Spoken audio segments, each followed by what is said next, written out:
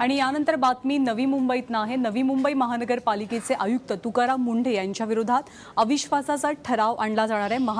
महासभेमध्ये हा ठराव आणला जाईल येत्या मंगळवारी। आणि या संदर्भात शिवसेना पक्षप्रमुख उद्धव ठाकरे आणि शिवसेनेचे विधिमंडळ गटनेते एकनाथ शिंदे यांचीही चर्चा झालेली असून उद्धव ठाकरे यांनी या अविश्वास ठरावाला सेनेचा पाठिंबा असल्याचं सांगितलंय। विनायक पाटील आपल्या सोबत आहेत। विनायक, काय माहिती? नक्कीच सांगितल्याप्रमाणे ज्या तुकाराम मुंढे आहेत ते 4 महिन्यापूर्वी या ठिकाणी रुजू झाले होते आणि गेल्या 4 महिन्यापासून तुकाराम मुंढे आणि याचा महापौर असतील, स्थायी समिती सभापती असतील किंवा सर्व पक्ष नगरसेवक असतील त्यांच्यामध्ये शीतयुद्ध कायम सुरूच होतं। त्याचबरोबर या ठिकाणच्या ज्या बीजेपीचे आमदार मंदा म्हात्रे यांच्याबरोबर सुद्धा शीतयुद्ध तुकाराम मुंढे यांचं सुरू होतं। 2 दिवसापूर्वीच दोघांनी चहापान घेतलं होतं आणि कुठेतरी शीतयुद्ध कमी झालं असं दिसत असतानाच इतर पक्षीय जे नगरसेवक आहेत, राष्ट्रवादी काँग्रेस, शिवसेना या पक्षाच्या नगरसेवकांनी आहेत अविश्वास ठराव दाखल केलेला आहे। याच्यामध्ये बीजेपीचा जो सदस्य आहे त्यांनी अद्याप ठरावावरती सही केलेली नाहीये।